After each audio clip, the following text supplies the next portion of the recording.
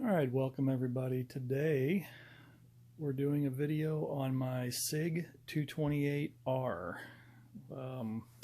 This gun I purchased around 2009 or 10, and it was a limited run of 228s that they sold that had the German made carbon steel stamp slide and the railed frame. They did some of these and they did some of the 226s the same way. You can find these guns occasionally. They're very limited, but they're not, I mean, they are what they are. You notice everything in here will say made in Germany on the slide and on the frame. It is from my research though, I believe that these were all assembled in the US from German made parts. Doesn't make them any less German, just not assembled there. So anyway, this one is what did come from the factory with night sights, which they are about dead now. This one, when I bought it, was in double action, single action, which they all were. They all ran pretty close to this serial range. Once again, you see the DE for Germany, but there's a lot of them that will have a US mark here that's been hashed out in what looks like little dot matrix form. There was also a few of them that didn't have that, like this one here. I don't know what the rarity of one versus the other is or anything like that, but the gun was basically, when I bought it, just a standard railed 228 with the standard length. I think it was 3.9 inch barrel, double action, single action.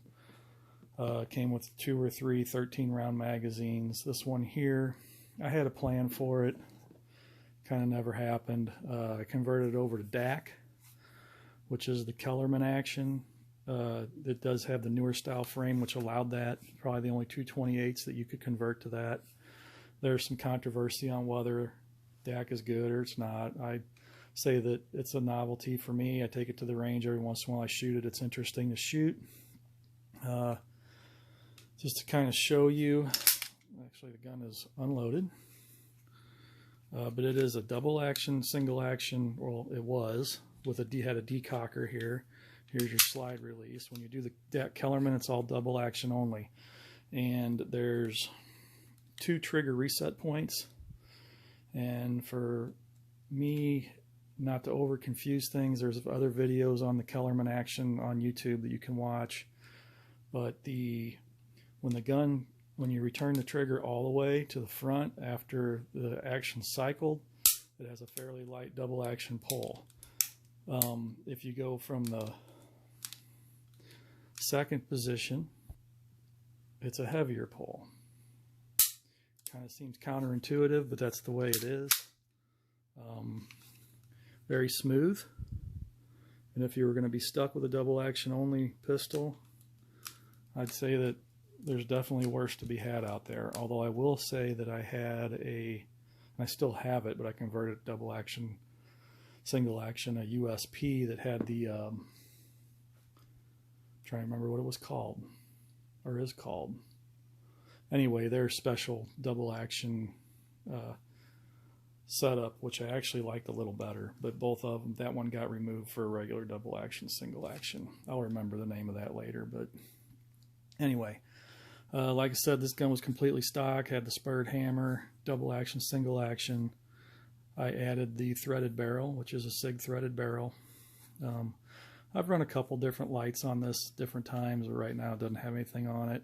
I did add the E2 grips. It had the older style Sig 228 banner grips on it when I got it. I still have them around somewhere. I kept all the original parts just to show the original box and the information on the side. It is a 228R 9mm blued stainless, or blued with Sig lights, night sights. That pretty much breaks it down right there. Double action, single action. This gun was made February 13th of 2009, so I probably bought it in 2009.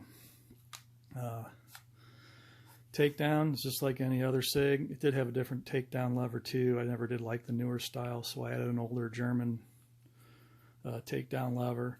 But to take down these SIGs, remove the mag, make sure the gun's empty, blah blah blah. The gun needs to be in the open position, so best to leave the mag in, then drop it out after you've checked to make sure it was empty.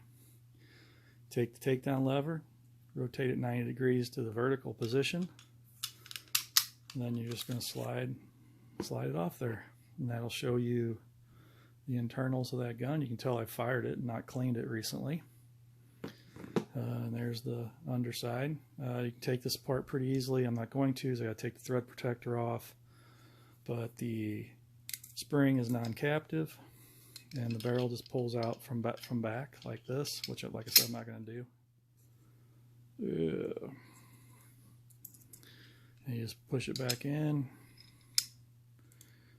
and you slide the springs stuff in front of the recoil lug, just like that. You guys are laughing watching me try to grab stuff through the camera here. See how far off I am. Push it back to where that little half moon part right there. Rest over that. Rotate it, and it's back together. Pretty simple. Anyway, I will say that this is, I used to be a Sig fanboy. I've had the P6, which is the 225. I've had the 229-40. I've had the, and I still have a 226, a German-made 226.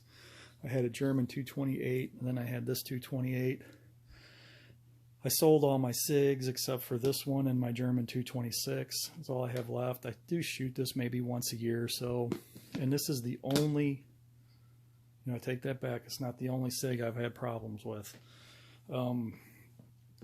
Originally, when I bought this gun, I bought a case of S&B ammo for it, and it did not want to eject cases consistently.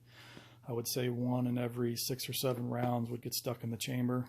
I believe the gun had a tight chamber.